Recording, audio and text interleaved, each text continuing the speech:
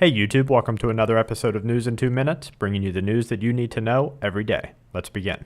Mutated vegetables from the Fukushima nuclear disaster and subsequent radioactive fallout have surfaced in Japan. The photographs show grossly disfigured fruits and vegetables resulting from mutated nucleotide bases within the plant's DNA, creating horrific changes in the appearance and genetic structure and causing Japanese residents to wonder if the effects, on some level, may be happening to them.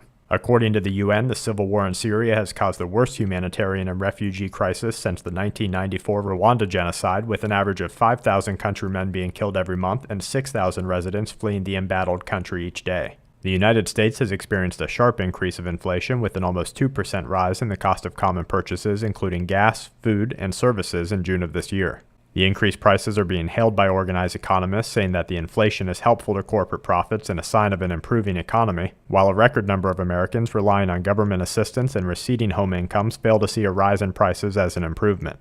North Korea launched 3 missiles on Tuesday from within its eastern coast. Officials say that they're unsure of the reason for the launches and that it could be a routine training exercise or in provocative retaliation over its missile shipment from Cuba being seized by the Panamanians on Monday. The United Nations is coming under fire for the issuance of preemptive attacks in an objective to neutralize armed groups within the Democratic Republic of the Congo. In the UN's first move away from reactive self-defense, the United Nations is preparing to launch an armed policing force that will send elite brigades of UN soldiers into areas of the Congo whose mission is to abolish forces seen as terrorist groups within the nation.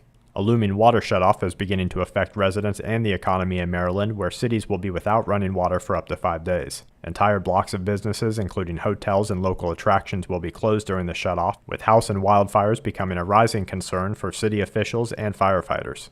And to wrap things up, Egyptian army posts were attacked with anti-aircraft rockets in Sinai. Edward Snowden applied for temporary asylum in Russia. U.S. stocks declined as another American icon failed to meet quarterly profit targets. And 2 6.0 tremors in Peru and Papua New Guinea, as well as large aftershocks in Antarctica, finalized today's Quake Watch.